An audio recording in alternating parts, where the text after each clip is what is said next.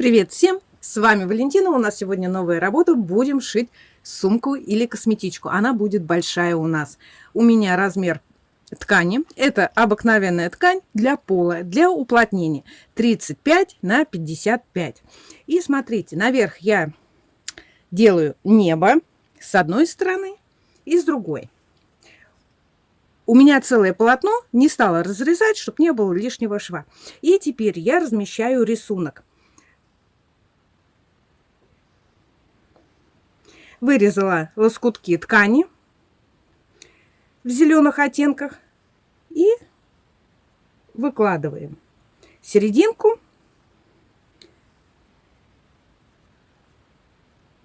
Я специально нарезала фигурными лоскутами, чтобы было интересней. С моим рисунком не обязательно заполнять все пространство, но выкладываю я их как бы в зеркальном таком изображении, потому что у меня одна часть будет смотреть на один верх, другая часть будет смотреть на другой верх. По идее, вам нужно посередине сделать пометки, чтобы вы ориентировались. Из лоскутков я повырезала домики. У меня здесь мебельная ткань, джинсовая ткань, пальтовая ткань. И сейчас домики буду располагать. Вырезала окошки, и туда я вставлю какую-нибудь другую ткань, чтобы было видно, что это окна. Стараюсь располагать так, чтобы синий синим вместе не были, а чтобы в серединке был какой-нибудь контраст. Вот смотрите, рыженькие сделала вот такую крышу. Делаю специально, чтобы у меня был контраст цветов. Но у меня не все темные домики, у меня еще, видите, и красенькие, рыженькие.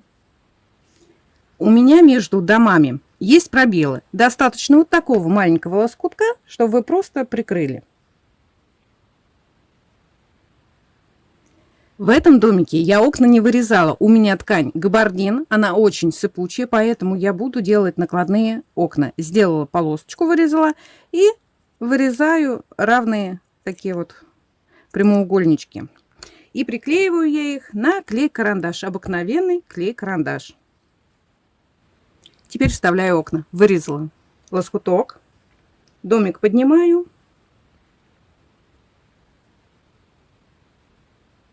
Все, окна ваши уже готовы. В такую мелкую работу идут буквально любые лоскутки. Это атласная ткань, я просто приложила, прикинула, она мне подходит. Над полотном не крошим, в сторонку уводим, потому что потом нам придется все снимать, все наши обрезки, лоскуточки. Вот. Чтобы наши окна никуда не убежали, я верхнюю часть слегка мажу клеем карандашом и приклеиваю к этим окошкам. Потом кверху подниму чуть-чуть. Сейчас приклеим. Все, и поставим на место. Можно использовать паутинку, когда вы проутюжите, и тогда у вас тоже никуда ничего не денется. И также крышу чуть-чуть намазала и приклеила к домику. Вот в этом доме я не хочу, чтобы у меня были одинаковые окна. Поэтому два окна я мажу и приклеиваю ткань. А два окна будет у меня из другой ткани. Когда я определяюсь, где точно у меня будет дом, я также слегка намазываю клеем карандаша, приклеиваю к полотну, делаю крышу.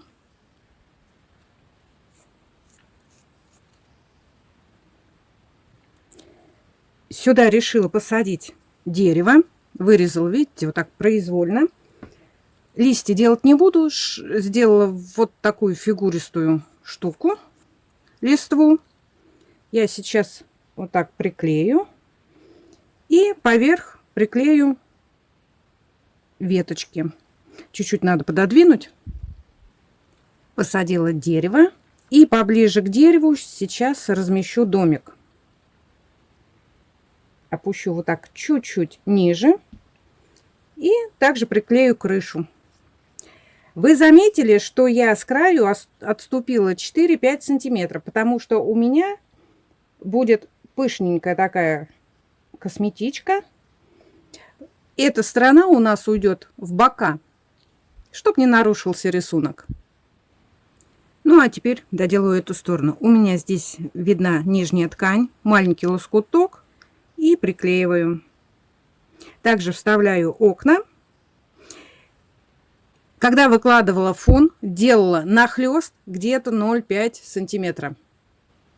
Немного развернула полотно, чтобы вам было наглядней. Решила добавить облака, чтобы более интереснее смотрелось. Обыкновенная белая ткань. Облака приклеила на клей-карандаш, сделала птицы. Они вырезаются просто. Но посоветую, когда вы будете делать птиц, желательно делать из ткани, какая не сыпется. Птицы у меня тоже сделаны из ткани габардин, и видно немножечко ниточки. Это некрасиво. Когда все набросали, пробегаемся глазами, что нам нужно дополнить. Дополняем. Это дверь. Также на клей-карандаш. Сюда дверь. Труба. Также на клей-карандаш. И смотрим по цвету, куда же нам добавить. Ну вот, допустим, сюда вставим, приклеим. У нас с вами некрасиво низ у домов смотрится. Можно сюда кусты, цветы. У нас еще есть вариант такой. Чтобы дом просто не смотрелся, вы сделали дверь и, допустим, сделали ступеньки. Свою композицию решила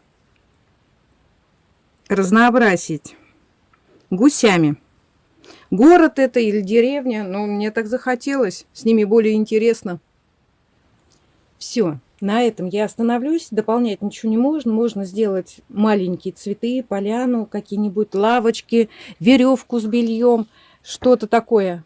Я вот вам показываю одну сторону и показываю другую сторону. И теперь я беру прозрачную любую ткань. Можно это все прошить как аппликация зигзагом, но это будет очень долго. Поэтому я буду шить на свободном ходу. Накрываю прозрачной тканью. Подходит органза, сетка, фатин.